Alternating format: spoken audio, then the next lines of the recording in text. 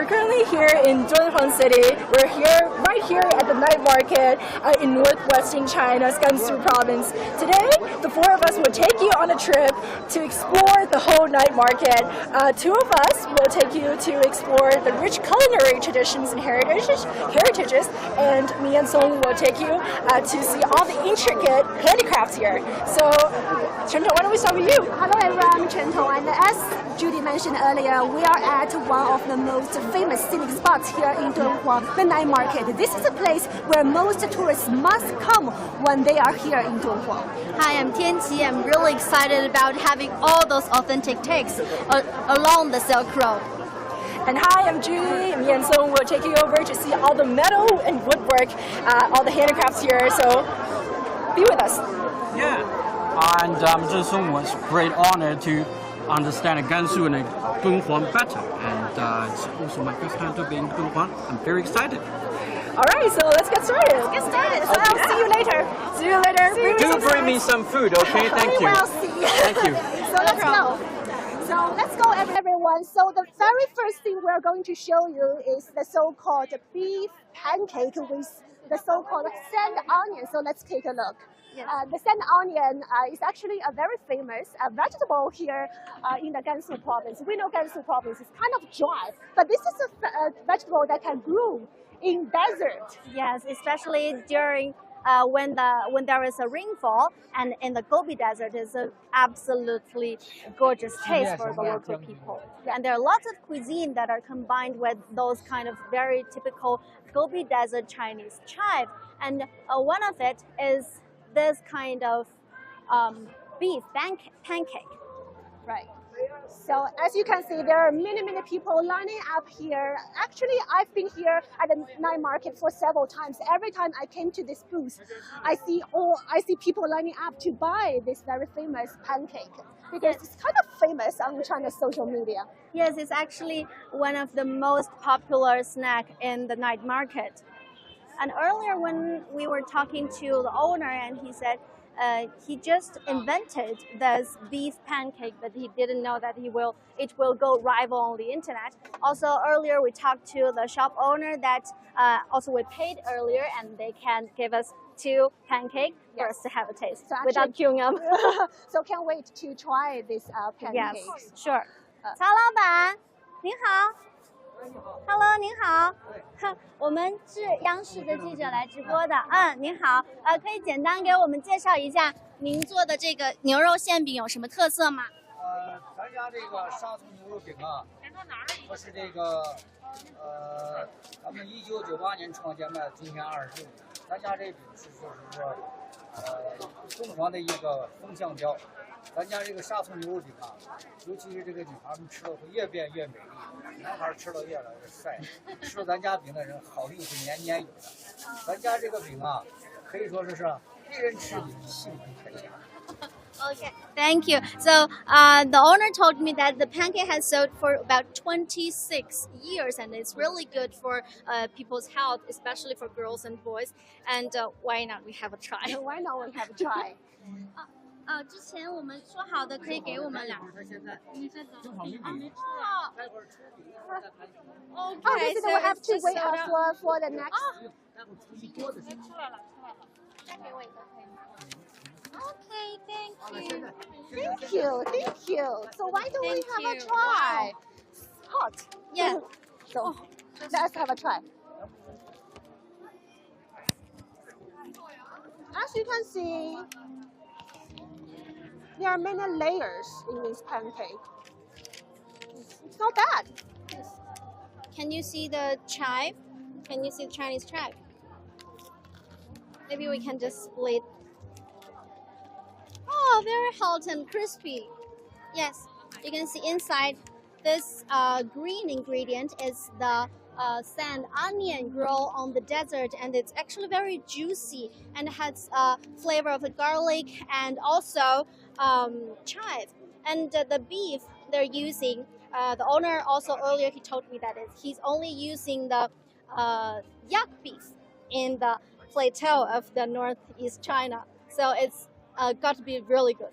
Yes, actually, in most parts in China, we kind of have like all kinds of beef pancakes, but like this one, we have the vegetable inside. So yes, it's kind of healthy for people who want to try this pancake. Though Yeah. it's a little bit oil, but I think we can accept that. Yes, and also the name I want to mention is called the Shazhou 牛肉饼. The Shazhou is the ancient name of Dunhuang, and there is a subtitle says in memory of a very famous general of the Western Han Dynasty called Chang Hui. And Chang Hui, he is famous for his sixth travel to the western part, because we know that during the Han Dynasty, which is about 2,000 years ago, and the Han Dynasty is conquering and communicating with the West, so they send lots of diplomats, and Chang Hui is one of them, and he made a huge progress, and is very useful. It's worth memorable during the entire history. So next thing we're going to try is actually a dessert. Actually, Yes, as you can see over here, it's actually tofu. Yes, I we bought earlier. 对。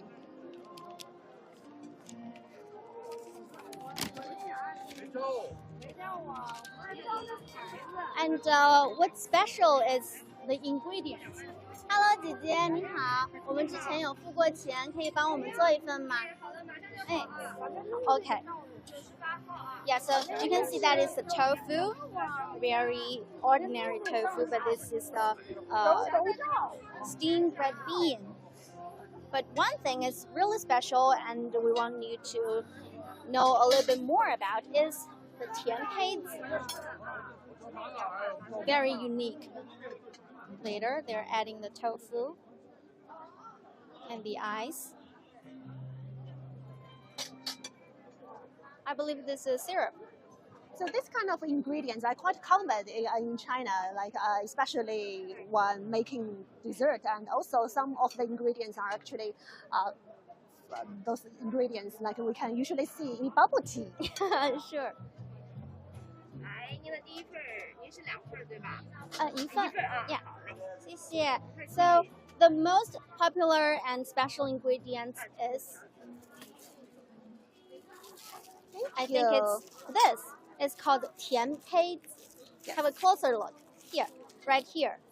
It's made of highland barley, and it's also very typical food in the northwest China.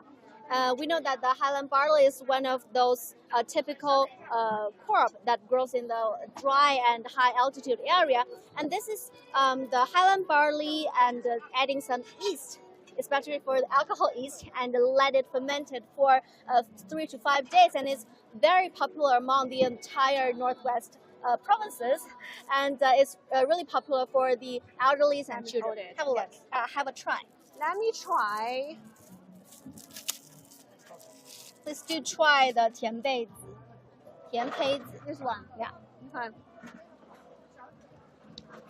Normally, people will have it plain, or some of them choose to have it to put it on the top of the pudding tofu, or to add it in the milk. They are sweet, and that's actually it's the flavor of alcohol a little bit in it. No, Yeah. because it's fermented. I think it's perfect for the summer season, especially it's actually quite hot here in Dunhuang, so it's a perfect dessert for the season now.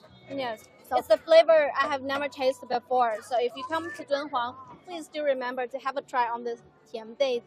So we'll have finish them later, but the next thing we're going to show you is a very famous drink here in Dunhuang, the apricot tea. Actually, I bought 2 bottles earlier.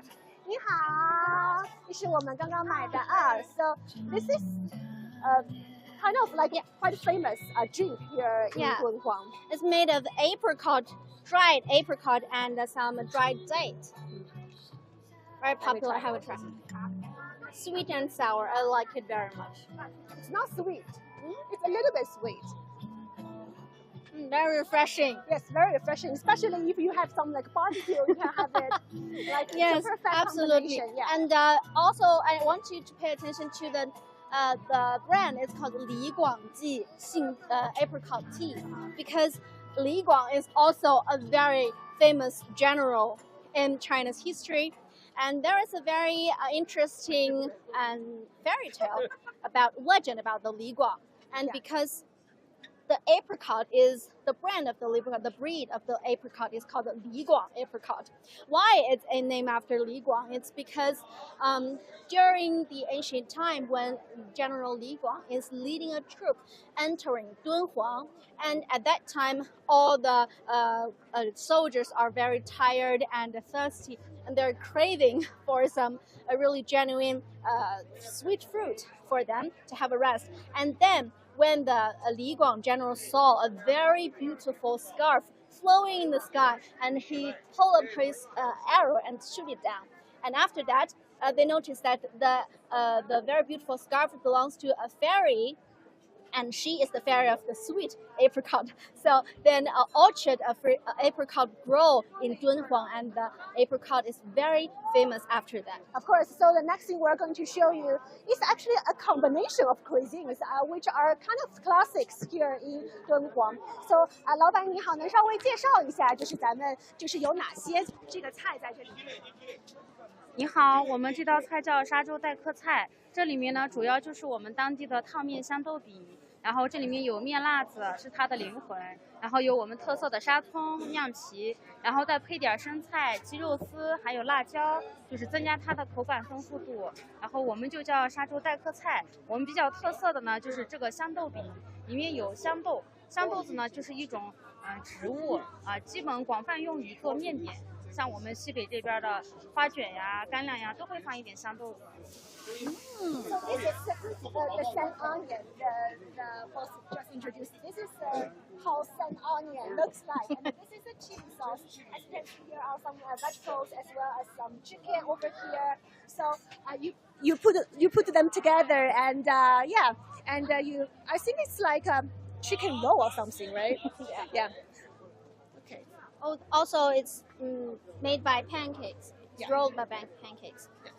I think it's the wheat and the flour is a very important meal for all the people living in the northwest China. And it smells very good. A very special fragrance of the pancake. I think it's because they add this very special seasoning. They call the sweet beans. Yeah. I think it's kind of complicated if you want to try here, right? Because you have like all kinds of vegetables, ingredients, and you have to put them all together in a roll. Yes, but the pancake roll, it's kind of very Middle East style. Do you think? Thank you, 谢谢. So let's take a look. So this is how it looks like. So I'm going to pay. 我来付钱. How much is it? 28. 好的. So it's 28 kuai for one. 28 For one kuai. set. Yeah, one set. And the 28, I think, is like $4 at the current moment. So it's kind of cheap, actually. 一会儿吃的时候把这个小饼打开，把我们这个灵魂面辣子抹上，多抹一点，然后我们再放点小菜卷一下就可以了。Okay, 谢谢. So she told us the chili sauce is the soul of this dish. Yes. Let's have a try. Yeah, let's have a try. Okay, I'll do a favor. We washed our hands. So a bit of the chili sauce. They told me that this sauce is also have the flour in it. Just using your hand. Just use maybe. hand. Use my hand. Some lettuce. From this perspective, it really looks like a Middle East dish for me. Right. And maybe some chili pepper, and of course some Sand onion. Sand That's onion. the most important part. Oh, we have chopstick. yeah, and then some chicken. It's not very surprising that in Dunhuang they have this kind of Middle East style cuisine, because during the ancient time, Dunhuang is a very important, crucial city in the Silk Road. And not only the culture, but I believe the recipes are also exchanged. Yeah. Yeah. I'll have a try. Have a try.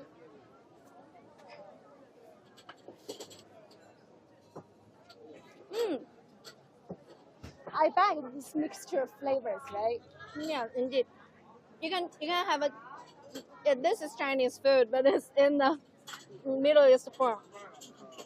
Yeah. No, and very spicy. very, very spicy. But I think you're okay because you live in Sichuan. Probably not okay for me. I because can live in handle that. Shanghai. Yes. But anyway, thank you so much. We Thank you so much. We'll finish it later. Yeah, we will finish them later. We will definitely finish it later. Don't worry. We haven't had our limit. Here, pork feet. I think this is the Sichuan cuisine, right? So this Yes. is what Tianqi will like.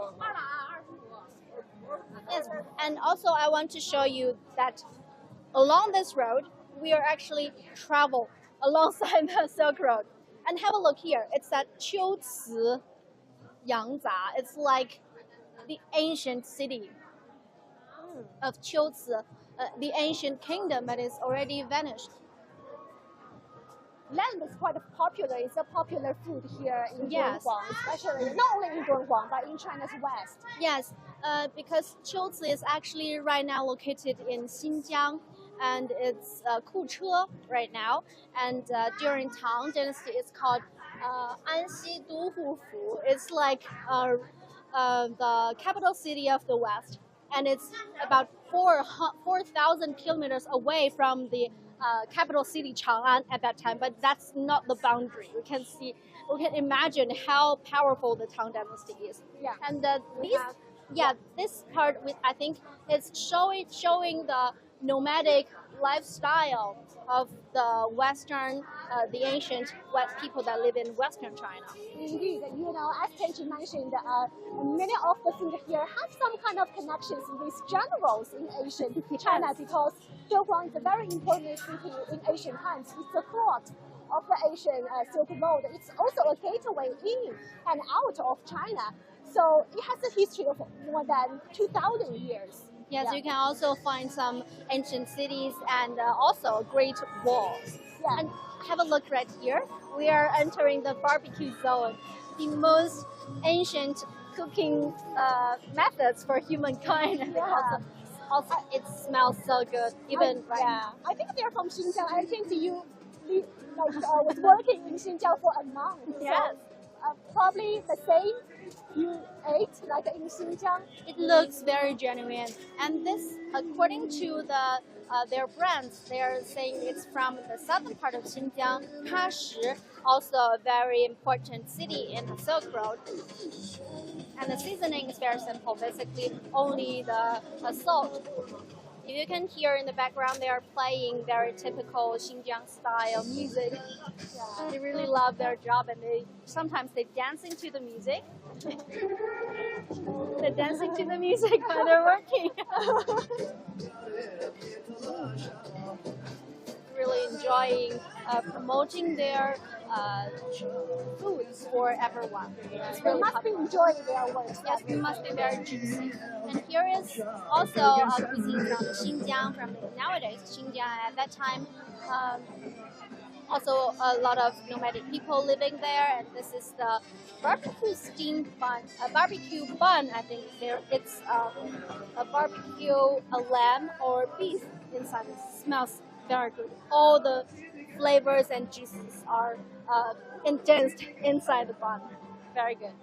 So the food we are seeing here are quite different from central China, from where we live. I think the food here, they have like the Western style in China.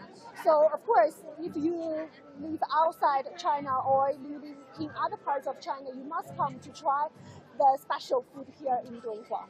Yes. Also, this market is actually called an intangible culture heritage street. And after this little tour, I think you maybe have a better understanding of the ancient culture heritage. And I also want to tell you a little story. I bet you all know the famous Mogao cave inside Dunhuang. Yes. It's the largest Buddhist art preserved area in the entire world. About more than 700 caves that's depicting all the Buddhism stories. And there is a very famous cave. It's called the Library Cave. And inside that cave, they discovered thousands of volumes that are depicting the Buddhist sutras as well as their the documents that day. And also very interesting is that in the Library Cave, they kept more than 700 recipes. ancient recipes from the Tang Dynasty, which is about 700 or 800 years ago. And there is one particular shop stand here, and they're serving this very special fairy porridge, especially during the winter. And that is cooked directly from the recipe that from the Tang Dynasty, from the actually library cave. How amazing! It's like a timeless and non-stop feast for us.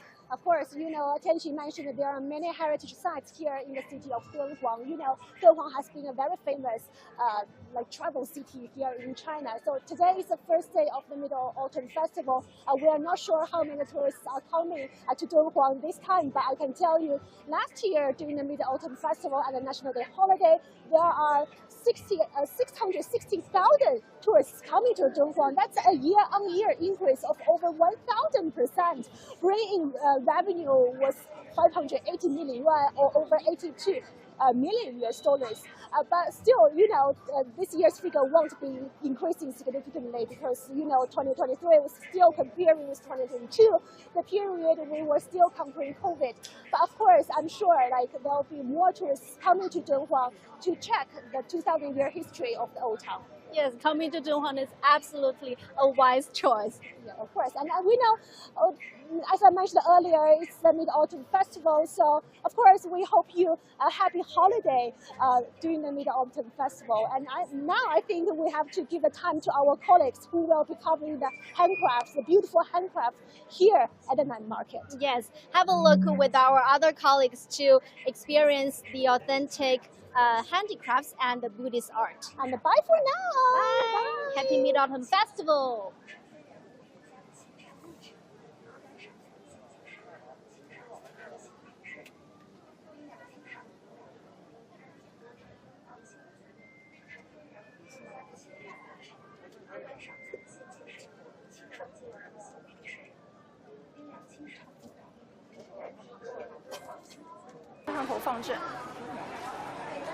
Okay.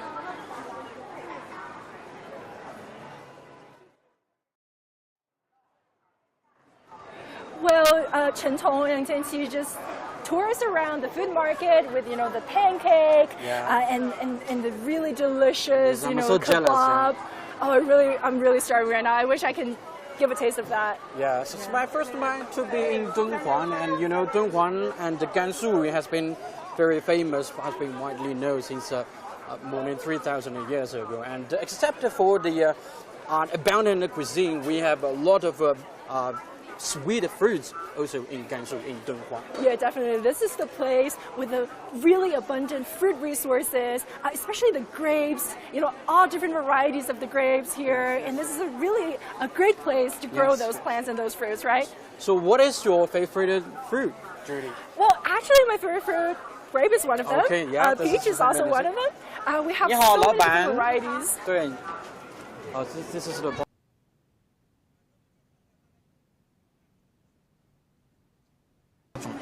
咱的苹果有2种，梨有2种。苹果就是青苹果，还有咱的富士、枣苏梨、香苏梨，咱的梨广桃。葡萄的话有6种葡萄，有咱的香蕉王、美人指、玫瑰香，还有无合白、黑美人、荔扎马特。这是提子吧？其实是。咱这边就叫荔扎马特。OK。都是比较甜的，然后这个就是稍微有点酸甜。So. 可以试一下。OK， 好的。你们可以单吃。Yeah, definitely. Which one do you recommend? 你觉得我应该吃哪个比较好？对。这个哈，这个好。哎。OK。这个最甜。Look at that! Like how huge! You're not gonna find this in a normal market in Shanghai or Beijing at all. This is like locally grown. There are more than 10 varieties of fruits here. 怎么样? How do you feel? Sweet. Crisp. Sweet. Because of its unique geographical conditions. Right. The temperature varies from day and night, so it's very sweet.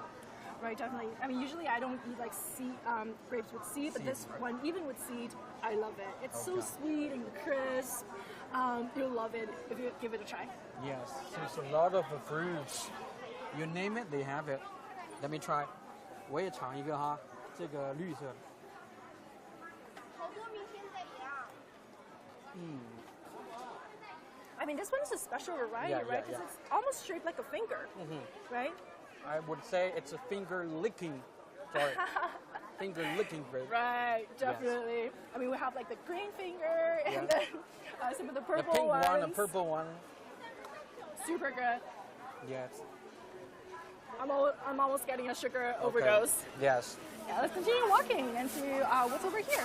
There are so many vendors selling different, like dry fruits.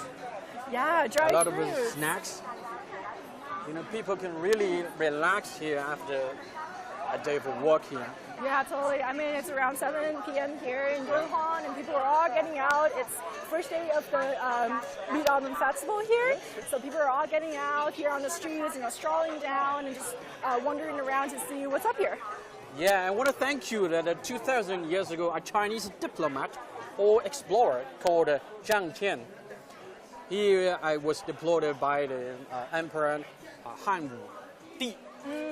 In Western Han Dynasty, that was about 2,000 years ago. About 2,000 years ago. He spent about 12 years connecting China and Central Asia, like Kazakhstan. And that's the Silk Road, right? Yes. That we're talking about. Yes, he was the man that I always respected. Oh, definitely. And what about these handicrafts? I mean, see those paintings? Yes. Hello. 你好，老板。这个是叫敦煌壁画是吧？ These are the murals from Dunhuang. 这个是用泥 Is it from clay? Oh, this is the typical Dunhuang mural. Okay, so this is the clay painting. I think it's this is a clay. This clay board, and after they build the clay board, they paint it on the board. How long does it take to make one of these? 这需要做多长时间的话去复来？ So for this one, it takes about like 1 day or half a day. But for this one, like the embodiment, so it takes a long time. So because this one is like a brushwork painting. So they are germs of Chinese art. So like this one is a tiny one. Actually, it's a medium size. I think it takes a day and a half to finish that. That's much longer than I expected. Right. Yeah. And you know, local artists are making replicas of the originals in all the caves and the mural art. So you can see the local people are really trying to, you know, make the most out of their really rich and intricate cultural resources here in Dunhuang. Yes, and most of the murals or frescoes are related to Buddhism. Right, Yes, Buddhism. And talking about Dunhuang, this is not just a place, not just like a normal place in China, right? It actually lies at the crossroad of multiple civilizations in history. So, you know, we have like the Buddhists, we also have, you know, some Greek cultures that, you know, researchers find symbols of the Greek culture back in the caves of the Mogao grottos.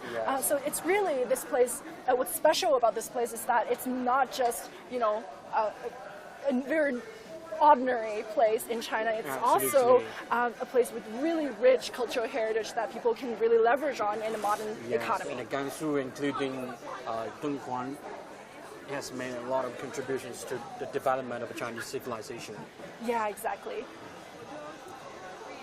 And you can see all the, you know, colors. Very beautiful, very beautiful. It's just very colorful. Yes. Definitely. And we have more handicrafts. For example, this comb.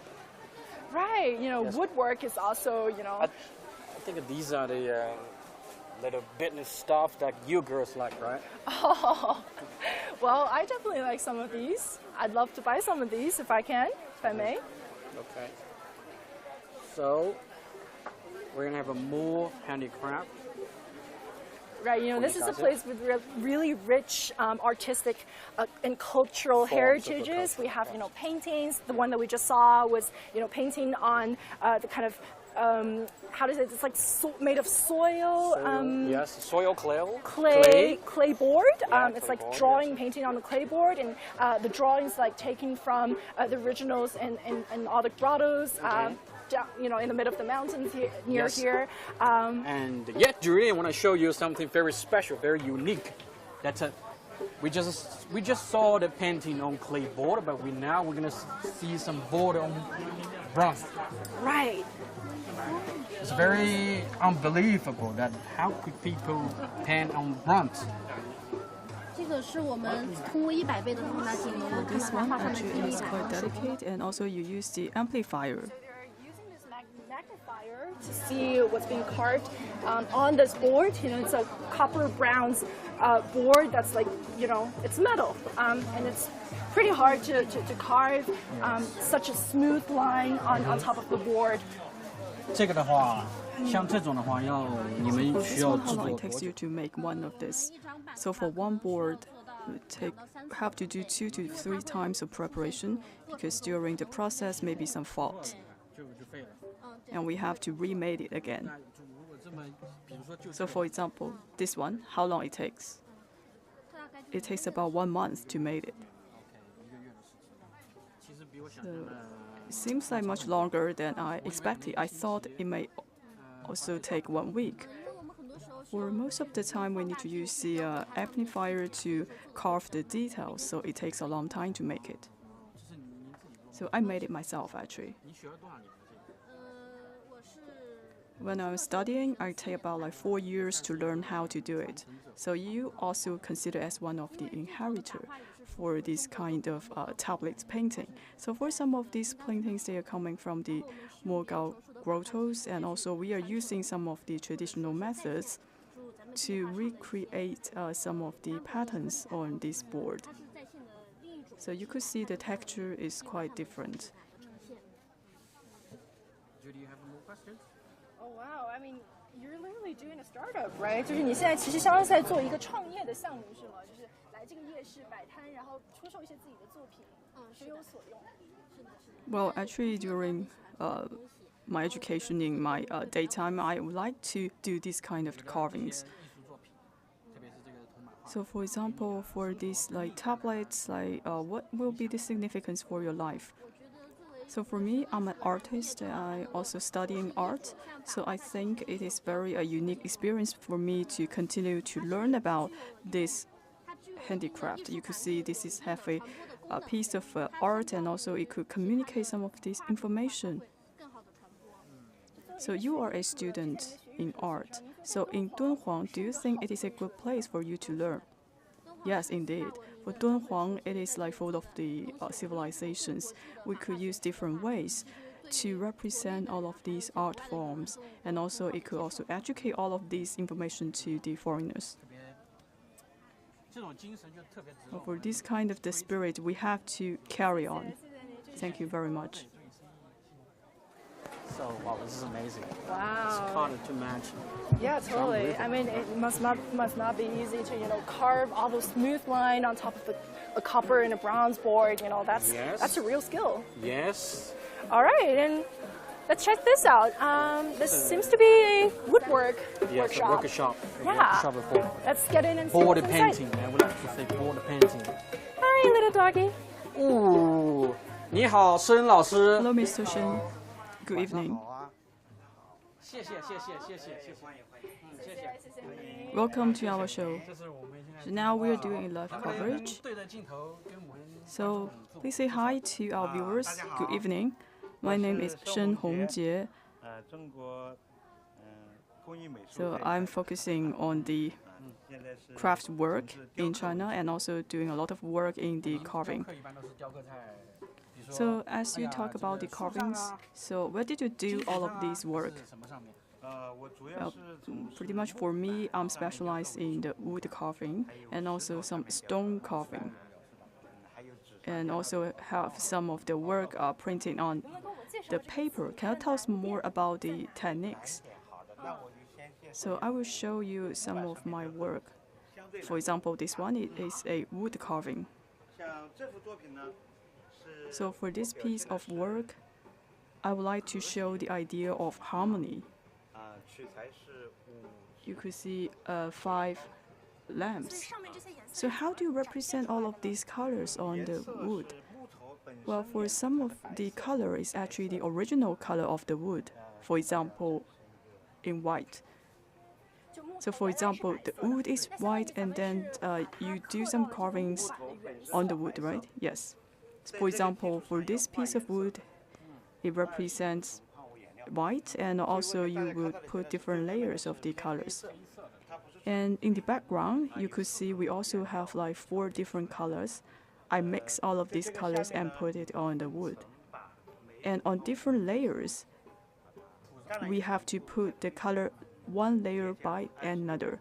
So altogether, we have like 26 times of the coloring of the wood. But if you do it wrong, and then you will use one of these carving knife to make some changes. So I will do some of the line carving to adjust the color on the wood board. So this is actually a technique of cutting, and also will test the strength. Well, also especially for the animals, you have to pay attention to the furs to make it more vivid on the carving. So for example, for this one lamb, so how long it takes for you to do the carving? Well, it is countless. It takes like 9 months for me to complete this wood carving. So for example, for one branch of the leaves, it takes about like 1 day and night. You have to consider the texture, so and each cut you have to be very precise, because there's no way around. I also want to show you some of the pictures. I would say the inspiration I came from. So for example, I take this photo from a rural area, and also I try to use some of the elements in this picture into the woodwork. And also you could see this photo represents the 5 lambs, and also try to recreate my work with the inspiration from this photo. You could see the mom is here, and also the cups of the lamb, this surrounding, so it shows the childhood of the lamb. So Mr. Shen, you also doing a lot of work related to the culture of Dunhuang. Can you show us more about your woodwork? All right, I would like to show you a figurine. So this is a Bodhisattva Buddha. Actually, I do a lot of line drawing in traditional ink and brush style. So I will use this specially made carving knife. So for this piece of work, what is the challenge for you? So I have to be very precise about the line drawing. So as we just talked about the line drawing in traditional ink and brush style in China, so we have to pay attention to very details of all of these Buddhas. So for this one, this is a statue of the Bodhisattva. So I could see the curves of the line. I think it must require a lot of techniques to do the carvings. For example, if I'm a freshman, I don't know how to do all of this curve.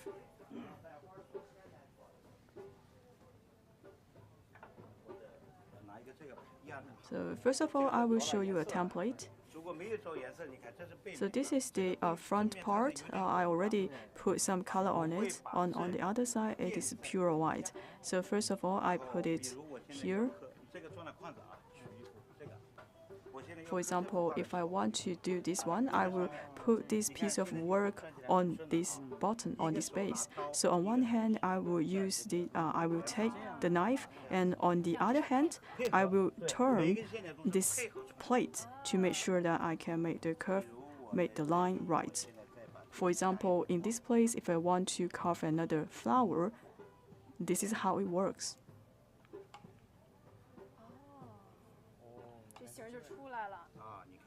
So there we go. You could see I turn this plate, and then on my other hand, I'm trying to carve a small flower.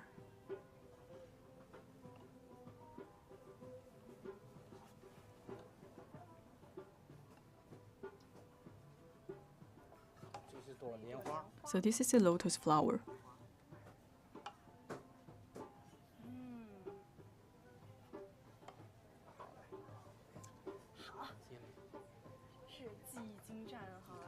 Very tricky work. So how long it takes for you to do the carving work? So I came to Dunhuang in 2004, and also I have been to Mogao grottos for many times. I learned about the culture in the murals and also learn about the Buddhism. I'm quite impressed by the work in Dunhuang, so I decided to stay here. And also I would like to use the wood carving to demonstrate the culture and the civilization in Dunhuang. And since 2004, I have been staying here. So altogether, I stay here for 21 years, and I will continue my work. And I will continue to carry forward the Chinese civilization. Thank you very much. Okay, 祝你生意兴隆。Okay, so. Well, we just saw the woodcraft, right? Yeah, woodcraft. Well, I think it's a very admirable story that this guy came over. Yes, what about came over to Dunhuang, in 21 years ago. 21 years ago. And after being really just astonished and impressed by the artistic work in all the caves and grottos, and he decided to stay, far away from his hometown. Yes. Right. Except for the paintings on board, on clay, we also have on metals. Right. It's another very amazing techniques. 你好，那个。Hello, Mr. Zhang. Good evening. 你好。Welcome to our show. 然后也跟我们介绍 So can you tell us more about your work? 一些大致的情况吗？ So for this kind of paintings or the carvings, this is what we call the metal carving or metal engraving. So we actually combine some of the modern techniques and also some of the traditional techniques. So it is quite exquisite. And also it can be preserved for a really long time. And also for the metal carvings considered as the intangible cultural heritage in China. And I also work in this area for over 20 years. So what makes you to do so? So I used to see some of this work in Dunhuang. And also I saw different carvings from different dynasties, from the Qing dynasty, Tang dynasty. And also we are seeing a lot of the line drawings. And also we have upgraded some of the tools. For example, for these chisels, I would like to use these chisels to make my work. So you could see for this knife is quite specialized. So we could do the line drawing much more exquisite. So for example, if you want to do a piece of metal carving, is it a big challenge for you? Yes, indeed. Because, well, we have to be very precise in each cut. So we cannot afford to do it wrong.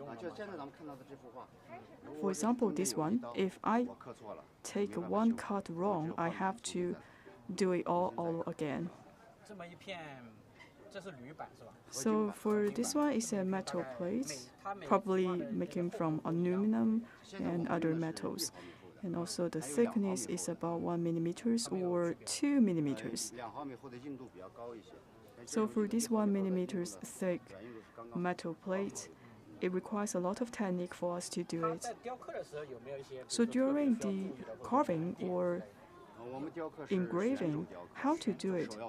Well, actually, we are doing it with our bare hand. And also, we need to put our albums up in the air. So we have to be very coordinated in our movement in order to make the carvings right. So I will give you a demonstration.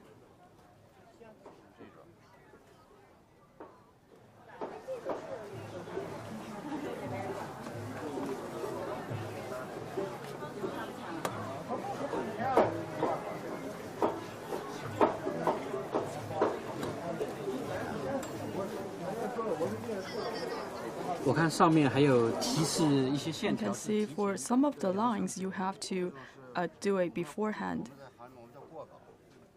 Well, first of all, we need to have a sketch, and then we need to follow the pattern and also to do the line drawings in the traditional ink and brush style. And especially for the details, we have to be very concentrated. So how long it takes to complete one piece of the metal carving? So for this one, I already do it for like 2 weeks. So I think it needs 1 more week to complete it.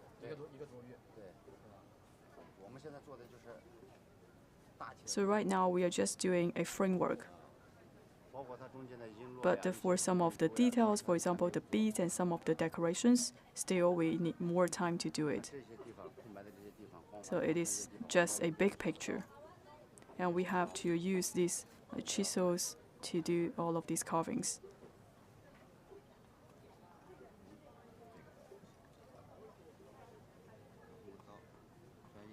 We need to do it bits by bits.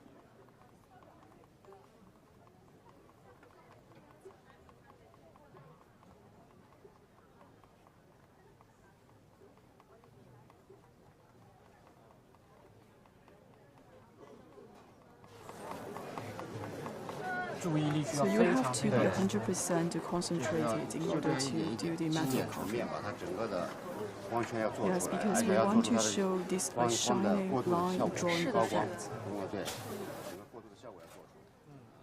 Thank you very much. We cannot imagine how to do it on a metal plate. Thank you very much.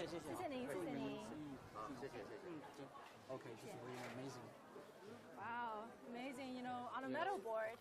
First it was on copper, and now it's on the aluminum board. Yes. You can even imagine when you're like trying to carve a line with a knife on a metal board, it's not going to be smooth. But all the like lines you're seeing over there, it's very smooth. Yes, and it's sophisticated, and it all takes an artist's skills and know-how. You have to master a lot of techniques or skills in order to paint a good bronze painting. Yes. And I think Dunhuang also provides a very good place for all the artists, no matter whether carving on a copper board, or you're carving on a wood board, or you're carving on an aluminum board. Yes. It all provides a very good place for artists to hone their skills, and a place for them to kind of make a living out of their artistic know-how. To realize their dream, to Right. fulfill their dreams. Right. A lot of artists, when they were little, they had a dream to become a great artist. Totally. When they grew up. Yeah. And they all find their inspiration from the grottos nearby. This place has really rich culture and historical heritages where they can really leverage on. Yeah, so visiting Dunhuang and Gansu has long been my dream, and now my dream also come true. Oh, this is your first time over to Yes, Gansu, my first right? time, yes. Yeah, also my first time. Okay. But before I came here, I have no idea, what to expect. But this night market and, all the grottos, paintings really impressed me. Yes, so it's time to say so long. We also have another guest waiting for us ahead, so let's walk around and see what else. These are little bits and stuff.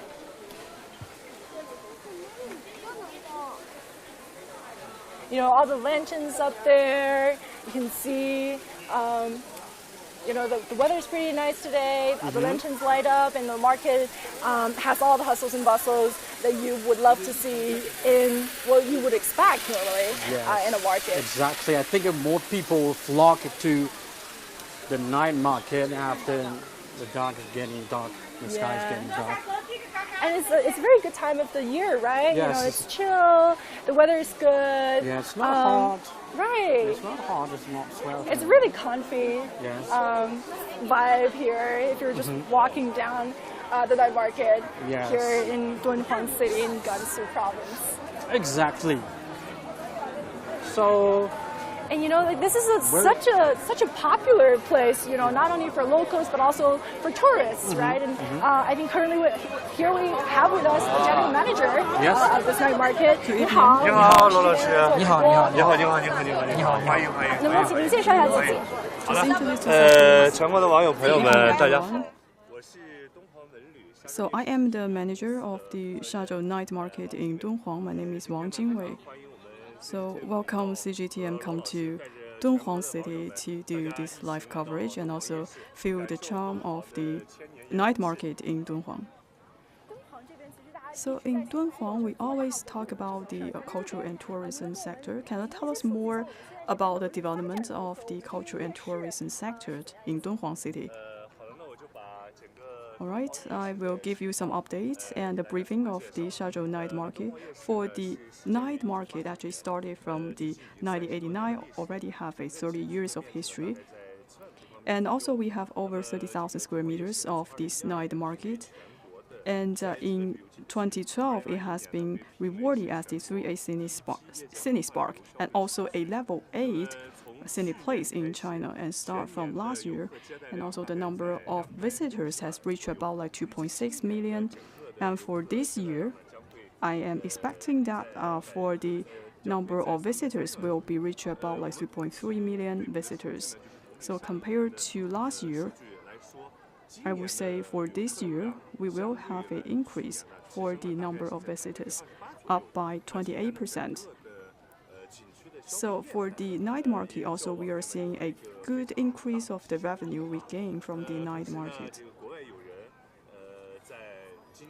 And also for this year, in terms of the services, you could feel that the passion and also you could feel the change of the night market.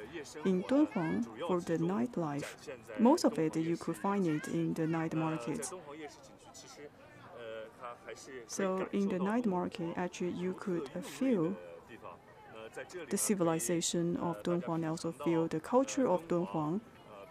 You could taste some of the local dishes and delicacies, and you can actually taste the fruits and nuts, and also you can appreciate some of the work that has been brought up from the Belt and Road routes, and you could take a look at all of these varieties of handicrafts. And also in Dunhuang, you can also taste some of the snacks. For example, you can taste the lamb kebab and also the dates and also the local drinks, the beverage, etc. And all of these are of Dunhuang features. So you can actually come to the night market to find whatever you want in Dunhuang City. And also in the night market, you can also appreciate some of the shows and the performance that have the Dunhuang features. We are trying our best actually to combine all of our features and also the Chinese civilization, and also to carry on the cultural confluence. So actually you can feel the 1,000 years of civilization of Dunhuang in this night market. And also right now we are approaching to the national holiday, and right now we are in the middle of the Mid-Autumn Festival.